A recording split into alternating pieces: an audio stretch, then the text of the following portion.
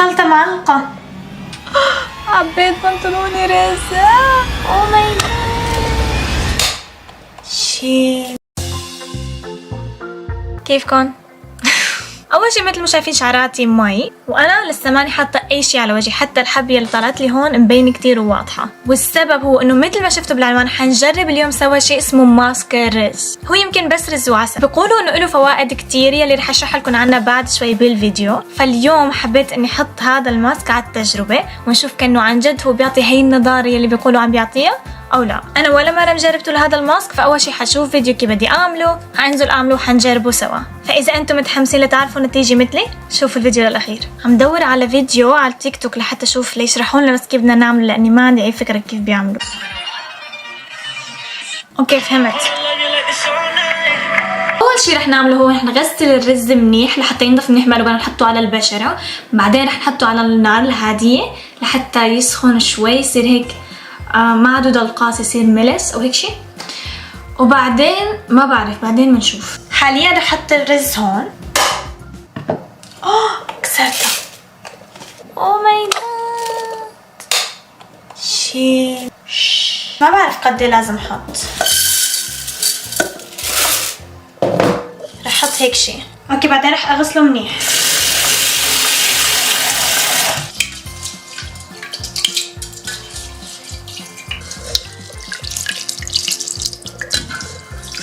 كرر هي العملية شي 3-4 مرات لحتى ينضف الرز منيح منيح.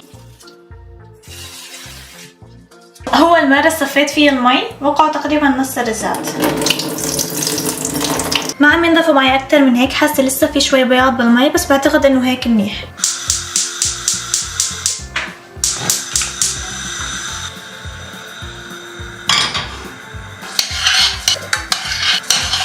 بلشت تطلع ريحة الرز بس لساتهم قاسيين. بلشت هلا الطبقة التحتانية انها تستوي. بس الرز عم يعلق على التقلاية، بعتقد رح ضيف شوية مي. بعد ما ضفت نص كاسة مي صغيرة صاروا يطلعوا بيشبهوا هذا الفيديو اللي شفته. بعتقد كان الاول لازم ضيف. رجعت ضفت لسه شوية مي وهلا بلشوا انه يغلوا. شايفين كيف عم يبقبقوا؟ اوكي الخلطة النهائية طلعت هيك. اوكي البنت بالفيديو بعدين حطته بالخلاط. انا جهزت الخلاط هون ورح نحط هدول. حضيف عليهم شوية مي لأنه هي بالفيديو كان ضايفة مي وأنا ما ضفت مي.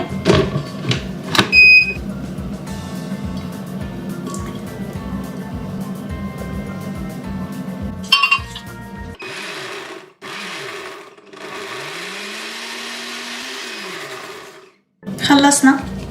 شايفين؟ مثل ما قلت من شوي طلع منشف شوي اكتر من فيديوهات البنات على التيك توك، بس ما بعتقد انه حيكون مشكله. طلع علينا بس نضيف العسل. في عالم كمان ضافت ليمون، بس بعتقد اني انا بس رح اضيف عسل لانه ريحته مو كتير حلوه.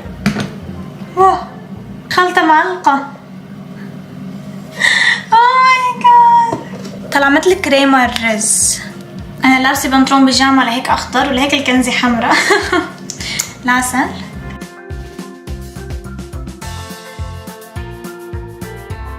وهي هي النتيجة النهائية. كتير جاي عبالي اني ذوق الطعمة. في هيك طعمة كتير مرة. هلا صار الوقت اني اجربه على وجهي. خلينا نروح. رجعنا على غرفتي واجت اللحظة المنتظرة. فهي بشرتي هلا بشرتي انا بشكل عام ناعمة، بس ما كتير ناعمة، بتحسوا لسه فيها خشوني شوي او هيك، لاني انا اصلا ما بعتني كتير ببشرتي او بشعري او هيك. الريحة يعني طالعة مثل ريحة السريلاك هذا اللي بياكلوا الاطفال. اوكي يا رب. رح احط بايدي لانه ما عندي شي تاني احط فيه. شايفين كيف طالع؟ اوكي رح اطلع شوي على مراية الكاميرا. عبيت بنطلوني رزة. او ماي جاد ما بعرف كيف احطه. I can do this. Oh my god. الشعور لما بحطه على بشرتي هيك كتير فريش، هيك بارد و oh my god بنطلوني تعبى رز. ومثل ما وعدتكم بأول الفيديو رح أحكي لكم شوي عن فوائد هذا الماسك. بيعطي فتاحة للبشرة وبيوحد لونها، بيعطي طبقة حماية للبشرة وبيحبس فيها الرطوبة، وبينعم البشرة كتير لدرجة انه بتحسوها بتصير مثل بشرة البيبي، مثل حديثي الولادة هيك كتير ناعمة. وبيقولوا كمان، هي المعلومة ماني متأكدة منها، انه بيخلي البشرة الميتة الخارجية تروح. بعتقد اني حطيت بشي بكفي. لازم اتركه هلا من ربع ساعة ل20 دقيقة. هلا الساعة 1:40 دقيقة تقريبا، فرح شيله على 2 إلا 5. في ماسك تاني حابة كتير اني جربه، واللي هو ماسك القهوة تحت العيون. اذا حابين تشوفوا هيك شي اشتركوا بالقناة لحتى تكونوا اول عالم يلي بتشوف الفيديوهات الجديدة. وبشوفكم بعد ربع ساعة. الساعة 1:55 مثل ما وعدتكم.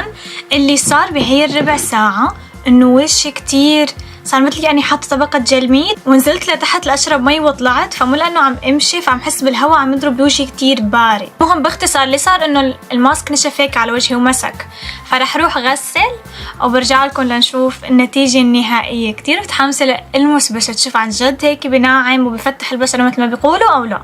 So let's go.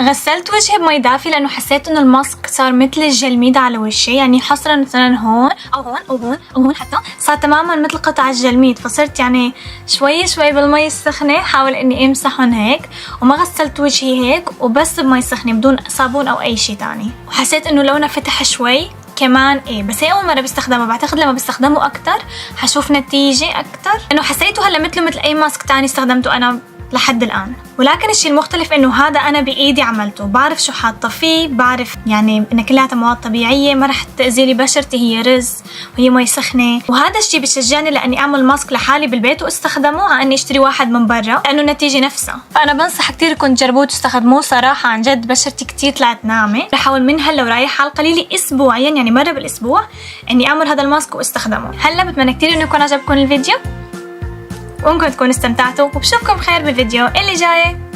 باي.